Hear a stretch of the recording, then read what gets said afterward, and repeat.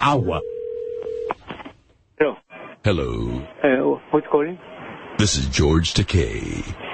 What do you mean, George Takei? This fish market. Yeah, what do you need? Guacamole. Huh? Guacamole? Guacamole. Guacamole? What do you mean, guacamole? Guacamole. Guacamole? No, I don't know. I never heard of guacamole. Guacamole. Guacamole. Guacamole. Rock? Stone like that? Guacamole. Guacamole. Hello? Hello, this is George Takei. What do you need? Agua. Agua? I never heard it. That's the first time. I heard about the my high. I don't know. Tickle my tits. Pickle fishing? Tickle my tits.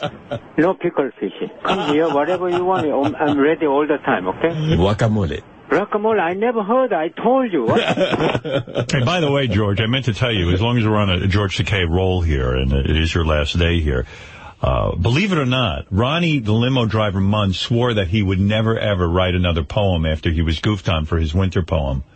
And then the poem, of course, he wrote about me got, ripped apart. I'm sitting in the car yesterday. Ronnie goes, I wrote another poem.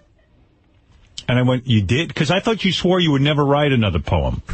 I didn't know he was a poet. Yeah, he did. Where's Fred? This was Fred's idea. Oh, was it? I know, he probably went out. Well, no, Fred thought it would be a good idea, because we were talking about, I was goofing around when we were sitting here yesterday, and... Fred has the amazing ability of leaving the room as soon as he needs it. I could ignore Fred. I could ignore Fred for years, and then I go, where's... Then I go, Fred said this the other day, and then he's gone. Where were you? You going to the bathroom? Taking a squirt.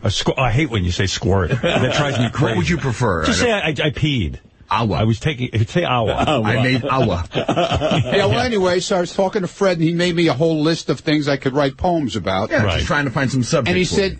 Also would be a good one to write something about George, and I took your advice. Oh, very good. But I thought you felt burned the last time I don't give a shit, okay? So when did you write the poem? Yesterday. When you were waiting in the car? I scribbled down some stuff. When you were waiting in the car? Yeah. Yeah, okay. I'm just trying to get a timeline, because all of a sudden you announced to me. Yeah, I said to you yesterday, I said I wrote a poem. So you were sitting in the car. I had no idea you had that kind of gift. You were sitting in the car waiting. It's not that great a gift, believe me. I got to tell you something. You made goof on his poetry. I saw Ronnie reading his poem Winter to Chuck Zito.